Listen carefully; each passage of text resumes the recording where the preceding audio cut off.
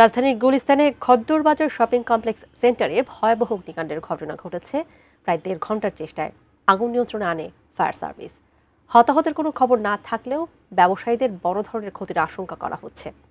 বিস্তারিত জানাচ্ছেন মাহতাব মিনহাজ। বিকেল ৫টা ২৮ রাজধানীর গুলিস্তান 0 পয়েন্ট এলাকায় খদ্দরবাজার শপিং কমপ্লেক্সে অগ্নিকাণ্ডের ঘটনা ঘটে। খবর পেয়ে ফায়ার সার্ভিসের সিদ্দিক বাজার স্টেশনের ৬টি ইউনিট দ্রুত ঘটনাস্থলে পৌঁছে আগুন নিয়ন্ত্রণে কাজ শুরু করে। আগুন ছড়িয়ে পড়ায় পরিস্থিতি মোকাবেলায় পরে আরও ৩টি ইউনিট যোগ করা হয়। ভবনটি মূলত ৬ তলা হলেও নির্মাণ শেষ হওয়ার পর এর উপর আরও ৩ তলা করা হয়। ওই বর্ধিত অংশে শীতের পোশাকের পাইকারি গোডাউন ছিল।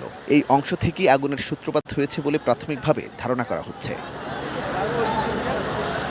আগুন নেভানোর সময় কিছু সময়ের জন্য পানির সংকট দেখা দেয়। পরে ওয়াসার সহায়তায় দ্রুত পানির সরবরাহ নিশ্চিত করা হয়। ভবনের ছাদের উপর আগুন থাকায় নিয়ন্ত্রণে আনতে ব্যবহার করা হয় ফায়ার সার্ভিসের ক্রেন। এ সময় মার্কেটের দোকান মালিক ও ব্যবসায়ীরা আতঙ্কিত হয়ে পড়েন। আমি বুঝি নির্মাণের শিল্প, সালাম স্টিল বোঝে ডিউরেবিলিটি। সালাম স্টিল, মোস্ট ডিউরেবল স্টিল। সব উপরে গুডাউন ভাই, আমার নিজের গুডাউন যে এটা ভাই, ওখানে ভাই এখন আল্লাহ বলতে পারবো কি হবে ভাই। ফায়ার সার্ভিস জানায়, ভবনটির উপর নির্মিত বর্ধিত ৩ তলা বৈধ কিনা তা খতিয়ে দেখা হবে। আগুনের সূত্রপাত এবং ক্ষয়ক্ষতির পরিমাণ তদন্ত শেষ হলে জানা যাবে। টিনের বেড়া দিয়ে সেখানে ছোট ছোট কক্ষ করে গুদাম এখানে তৈরি করা হয়েছে। এখানে ফায়ার হাইড্রেন্ট ছিল না। যদি প্রতিষ্ঠানের ফায়ার হাইড্রেন্ট থাকতো তাহলে হয়তো ইনিশিয়াল স্টেজে আগুনটাকে আরও দ্রুত নির্বাপন করা যেত।